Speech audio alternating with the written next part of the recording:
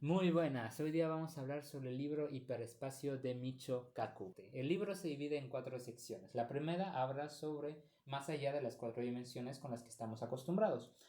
Ese es el significado de hiperespacio. Quinta dimensión, sexta, etc. Cuando tomamos una fotografía, por ejemplo, y ahorita que estoy grabando el video, me aparecen datos de la ubicación, de la posición en donde estoy moviéndome, y también me aparece el tiempo. Esos son tres dimensiones de espacio, X, Y, Z, y una dimensión del tiempo. Y la idea de que se pueden explorar más dimensiones, de hecho, nace de Riemann. Riemann propuso a su maestro Gauss que puede existir una curvatura, o sea que la geometría no necesariamente es plana, como decían los elementos de Euclides y así, sino que tal vez puede existir una geometría no euclidiana que pueda ser curva. Jejeje. Entonces él propuso el tensor métrico de Riemann. Cuando mayor valor tiene, más arrugado va a estar. Riemann era estudiante o alumno de Gauss y por eso es que tuvo permiso de él, que estaba explorando las curvaturas positivas y negativas, su propia idea, su propia geometría se estaba creando, y cuando vio que su estudiante tenía una idea tan maravillosa que hasta él se le había ocurrido, entonces le permitió en 1854 dar esa conferencia sobre geometría no euclidiana o también llamada geometría riemanniana. En este existen curvas y se pueden calcular gracias al tensor métrico de Riemann. Este tensor fue usado por Albert Einstein para describir la relatividad general. Por ejemplo, tengamos la idea de qué es un campo. Este es un campo, ¿ok? Es un espacio en donde hay puntos y cada punto tiene una fuerza. En síntesis, ¿va? Esta es la idea más básica. Entonces, esta fuerza asociada a este punto puede ser un planeta que está asociado a la fuerza de gravedad, que es una fuerza de atracción con otro planeta, que digamos que está por acá. No soy un experto dibujando, digamos que estamos enfocándonos en su núcleo, y estos dos planetas entonces empiezan a orbitar entre sí. La diferencia entre la teoría de Newton y la teoría de Albert Einstein es que Newton, como nació antes que en 1600 o 1500 y algo, entonces no había descubierto todavía la geometría riemanniana, que nació en 1800 y pico. Entonces, Albert Einstein en 1915 ya conocía esta teoría. Entonces, a Albert Einstein se le ocurrió, pues, ¿por qué no pongo esta geometría para describir la gravedad? Entonces, si utilizamos un principio llamado principio de Mach, sabemos que la cantidad de materia y energía, cuanto mayor sea, va a generar una mayor curvatura. Es decir, el Sol genera una mayor curvatura de lo que genera la Tierra porque tiene más masa.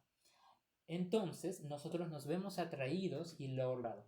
Entonces, en la relatividad general, Albert Einstein propone a la gravedad como una consecuencia de la curvatura en el espacio-tiempo. Esta curvatura sigue el principio de Mach, de mayor. Luego se exploraría una teoría que resuelva estas ecuaciones, y eso lo explora el autor en el capítulo 2. Cuando tú resuelvas las ecuaciones de relatividad general, que están basadas en teoría de campos, empezada por Riemann, entonces te salen soluciones como las de Schwarzschild. Schwarzschild empezó a resolverlas y vio que para que exista una solución a estas ecuaciones necesitaba utilizar una especie de artificio matemático bien raro llamado puentes de Einstein-Rosen. Estos son como agujeros negros en donde se puede conectar una región del espacio con otra región del espacio.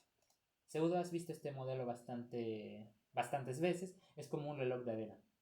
Entonces, para que se puedan conectar estas dos regiones del espacio, se necesita proponer una solución a las ecuaciones de Albert Einstein, porque si no, todo esto se rompe, ¿ok? Esto lo propuso Schwarzschild. ¿Por qué necesitamos el hiperespacio? Excelente pregunta. Y nos adentramos a la teoría de cuerdas. La necesidad del hiperespacio es que cuando aumentamos el número de dimensiones, encontramos un problema, porque tratamos de poner todas las leyes de la física que tenemos dispersadas dentro de cada fuerza fundamental de la naturaleza, por ejemplo, las leyes del electromagnetismo dentro de las ecuaciones de Maxwell, que son referentes a la fuerza fundamental de la naturaleza llamada electromagnetismo.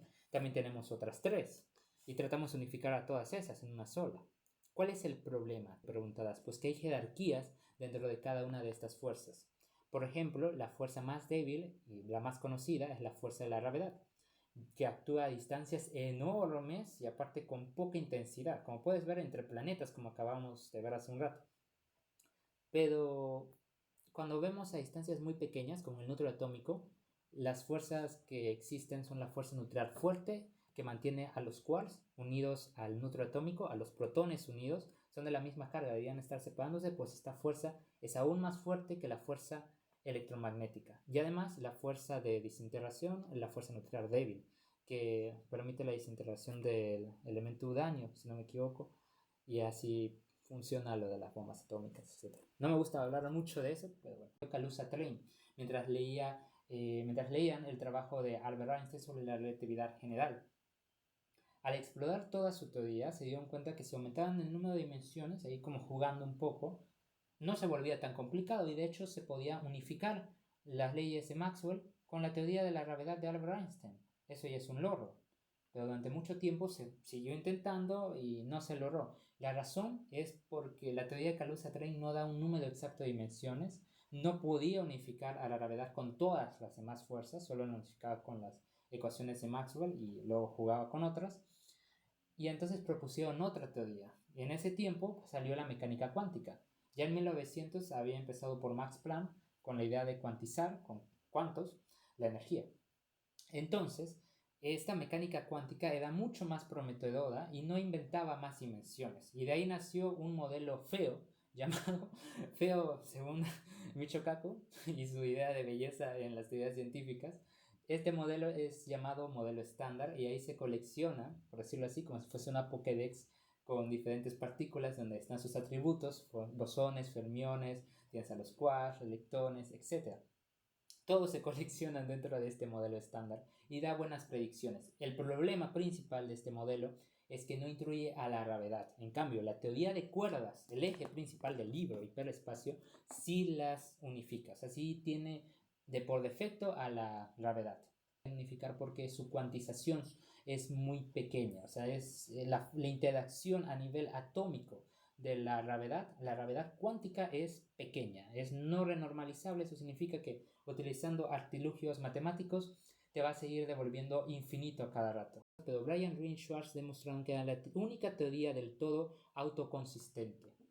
Esta tiene por defecto la gravedad y funciona. ¿Y de dónde sacamos que tenían que ser 10 y 26 dimensiones? Porque la teoría de Kaluza-Klein no sabía cuántas dimensiones eran necesarias. Pues esto lo sacamos del Ramanujan.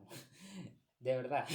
O sea, y se utilizaron estas herramientas matemáticas para proponer una teoría de supercuerdas. Ramanujan nos adelantó tanto que teníamos ya las matemáticas suficientes como para poder proponer las ecuaciones de la teoría de supercuerdas. Y se eligió supercuerdas o cuerdas porque ellas vibran, oscilan. Entonces cada vibración que tenga una cuerda podría generar una partícula específica.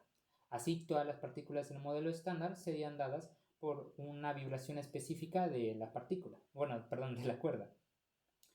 Entonces, se utilizaron estas ideas de funciones modulares para saber cuántas dimensiones eran necesarias. Ramanujan proponía, bueno, con sus matemáticas se podía descubrir que eran 8 y unas 24 dimensiones. Siempre se le aumenta 2 dimensiones y de ahí es que tengamos 10 dimensiones y unas 26 dimensiones. Estas son nuestras dos posibilidades para proponer la teoría de supercuerdas. En estas dos posibilidades, las cuerdas vibran autoconsistentemente, o sea, pueden resonar. Como las cuerdas vocales pueden emitir sonido, pues las cuerdas en estas dimensiones pueden también emitirlo.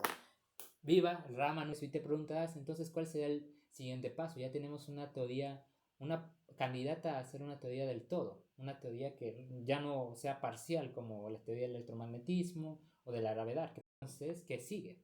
Pues Michio Kaku propone esas barreras, como la barrera de la edad ecológica, de esto, por lo menos los físicos más grandes, como Rutherford, Bohr, Albert Einstein, entre otros. Dirac, por ejemplo, se enfocaron, no solo se quedaron con la física, sino fueron a ver la filosofía, para ver cómo podrían ver los futuros avances que tendrían, cuáles serían sus repercusiones. Y creo que eso permitirá a la civilización humana no solo sobrepasar las barreras que se nos impone en el universo, sino también poder hacer de nuestro hiperespacio un hogar donde sí podamos vivir.